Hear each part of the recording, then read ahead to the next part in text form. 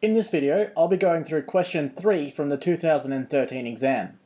We're tasked with writing points as a convex combination of other points, as well as sketching a set along with its convex hull. You should refer to the textbook for the relevant definitions, and since I'll be going through the questions in less detail here, for a more thorough conceptual explanation, check out the video to question 3 from the 2014 exam. For part A, we'll first translate our points by subtracting the coordinates of one of them from everything. I'll choose the point x, and then we have to solve.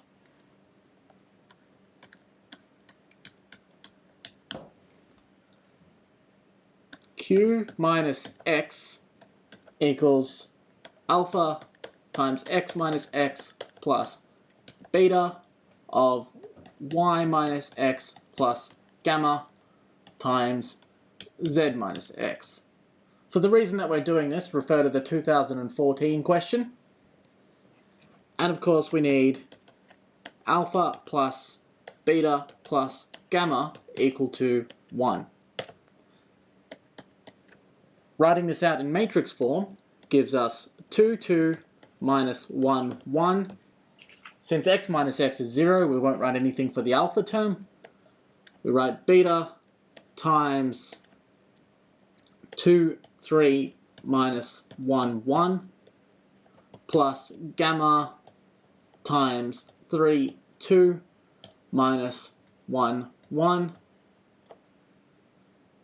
And then this simplified is 1, 1 equals beta times 1, 2 plus gamma times 2, 1. Now we solve the corresponding system of equations, which is beta plus 2 gamma equals 1, and 2 beta plus gamma equals 1 as well. Subtracting 2 copies of the first equation from the second gives us minus 3 gamma equals minus 1, then implying gamma equals 1 on 3. Then, using the first equation, we have beta equal to 1 minus 2 gamma, which is 1 minus 2 thirds, and so beta is equal to 1/3 as well. So, alpha is equal to 1 minus beta minus gamma, which is 1 minus 2/3, or just 1/3. Hence, Q is equal to 1/3 of x plus 1/3 of y plus 1/3 of z. Let me just relocate the answer so we can continue on with the next part of the question. Now for part B, it's asking us whether or not it can be written as a convex combination. We don't actually have to find the solution to anything here. You will have come across a theorem that tells us that a point can be written as a convex combination of a set of points if and only if it is inside the convex hull of those points. So, it makes sense to draw the convex hull of these points first. This isn't too hard. We've got the point 1, 0 for A. We've got the point minus 1 for B. And the point 1, 2 for C. P is the point 0, 2. And now we'll draw the convex hull of A, B, and C.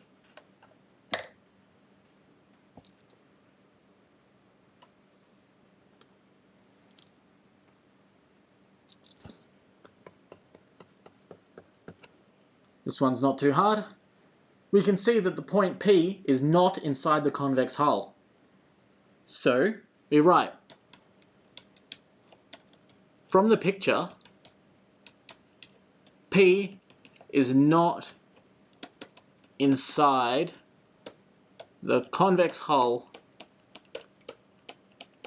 of the set A, B, C.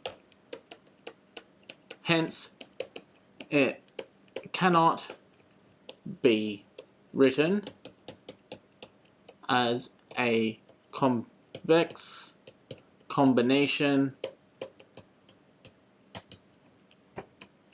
of those points. For this question, you have to conclude whether or not it can be written as a convex combination and explain why. Another alternative would be to try and solve the set of equations like in part A and finding that no valid solution exists. The method we've just seen is much more straightforward. For part C, we have to draw this set V and its convex hull. So let's see what we've got.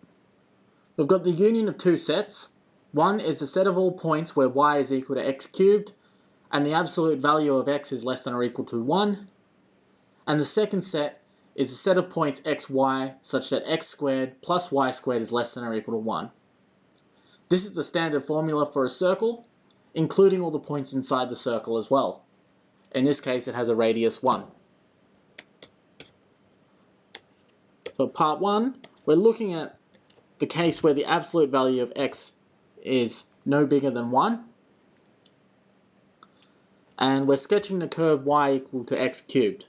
So here we have minus 1, minus 1, and here we have 1, 1, and this graph looks something like this. For the second one, we have all the points inside a circle whose radius is equal to 1, so we'll mark up the points 1 and minus 1 here, and draw our best circle. As long as it looks circular enough, it should suffice. And of course, we want all the points inside here, so color it in or shade it in to indicate that this is what's happening. Now for part 2, we want the convex hull. The circular region is already convex. We just have to account for the little parts that come off from the graph y equal to x cubed. It helps again to mark off the points. And since the circular part is convex already, these two quadrants will be exactly the same. We're going to include this point minus 1, minus 1, and we have to have a straight line from there to the point minus 1, 0. So we'll draw that in. And a line from here to here, and a similar thing will happen up here with 1, 1.